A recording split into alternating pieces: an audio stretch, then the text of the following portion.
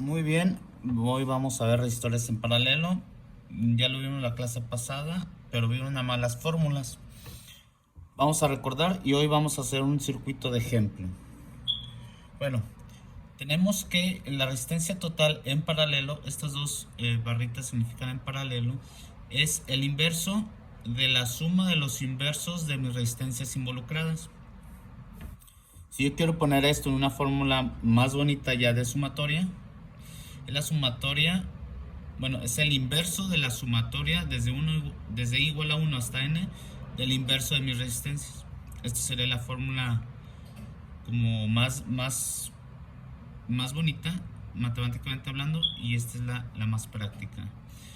También tenemos que en paralelo el voltaje en cada una de mis partes de mis nodos es el mismo. O sea, el voltaje de fuente es igual al voltaje en resistencia 1, voltaje en resistencia 2, voltaje en resistencia n, ¿no? Todas las resistencias que tenga. Y que la corriente de fuente, ese significa source.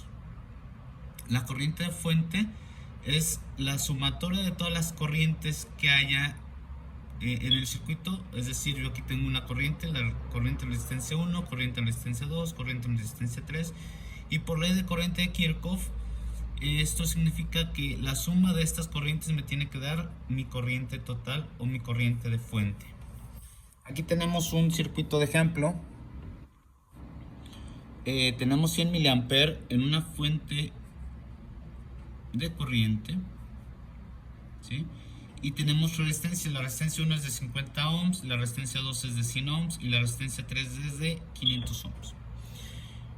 Entonces, el primer paso que tenemos que hacer es sacar la resistencia total, ¿sí?, de este circuito. De ahí el voltaje de fuente, el voltaje que está inmiscuido aquí, y de ahí las caídas de corriente en cada una de las resistencias. Entonces, la resistencia total es el inverso de la suma de el inverso de 50 ohms más el inverso de 100 ohms, aquí lo tenemos, más el inverso de 500 ohms. Aquí el común sería 500, ¿sí? Me sale esto de, este resultado, y ya simplificando me queda que la resistencia total son 125 cuartos de ohm, ¿sí? Esa es mi resistencia total. Ahora bien, yo tengo corriente de fuente igual a 100 mA. Entonces, por ley de Ohm, yo sé que el voltaje es igual a la corriente por la resistencia. Por lo tanto, el voltaje de fuente es igual a la corriente de fuente por la resistencia total. De aquí tenemos que el voltaje de fuente es igual a 100 mA por 125 cuartos de ohm. Esto me da 100 mA, es un décimo de ampere, por 125 cuartos de ohm. Eso me da 25 octavos de volt. Bueno, entonces ya tengo resistencia total. La corriente de fuente ya venía.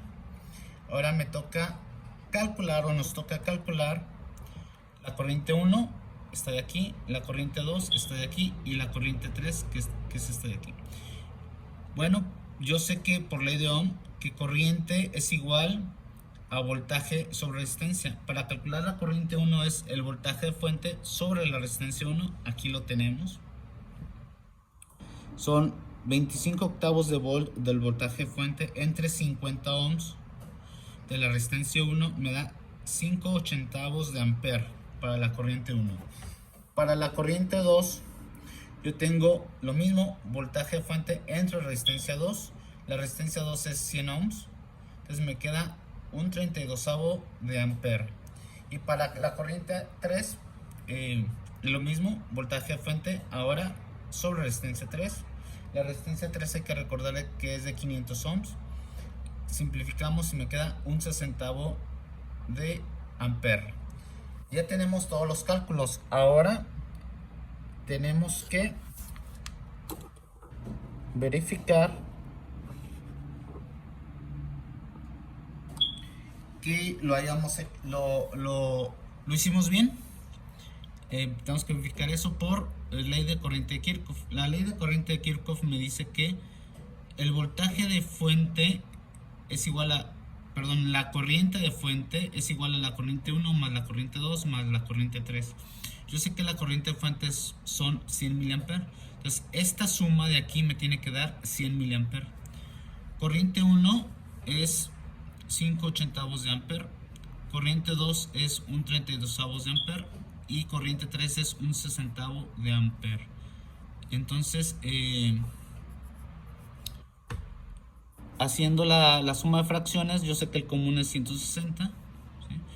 Y el resultado me da 16/160 de ampere, y eso es claramente 100 miliamperes.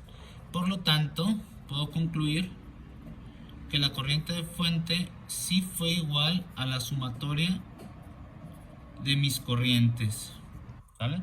Entonces nuestro circuito está correcto.